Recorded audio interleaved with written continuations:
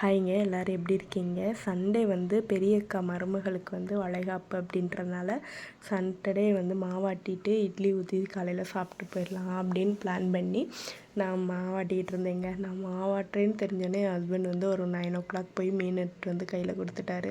காலையில் மீன் குழம்பு வச்சுறேன் அப்படின்னு.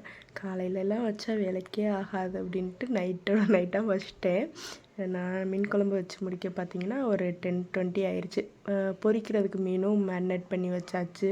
இப்படியெல்லாம் வந்து சிக்கியிருக்கேன்னு பாருங்களேன். காலையில் மாவு நல்லா புளிச்சிருந்துச்சு. இது கூடயே வந்து தேங்காய் சட்னி அரைச்சிருந்தேன். இட்லி, மீன் குழம்பு, தேங்காய் சட்னி, இந்த இதுக்கு 3 காம்பினேஷன் யாருக்கெல்லாம் பிடிக்குன்னு சொல்லுங்கள். காஃபிக்கு பதிலாக நெல்லிக்காய் ஜூஸ் எடுத்துக்கிட்டேன் அன்னைக்கு. இது ரெகுலராலாம் எடுக்க மாட்டேன், எப்போயாவது ஒருக்கா எடுப்பேன். இட்லி ஊற்றி சாப்பிட்டு கிளம்ப வேண்டியதான். என்னோடய சின்ன இன்னொரு அக்கா பொண்ணு, அவள் வளையல் போட்டு இப்படி இது பண்ணிகிட்டு இருந்தாளா, சித்தியும் போட்டிருக்கேன் அப்படின்ட்டு விளாண்டுக்கிட்டு இருந்தோம். எப்படி இருக்குன்னு சொல்லுங்கள். அகிக்குட்டிக்கு ஒரு சின்னதாக பூ கொண்டை போட்டு பூ வச்சாச்சு. நாளைக்கு ஒரு வீடியோவில் பார்க்கலாங்களா? பாய்.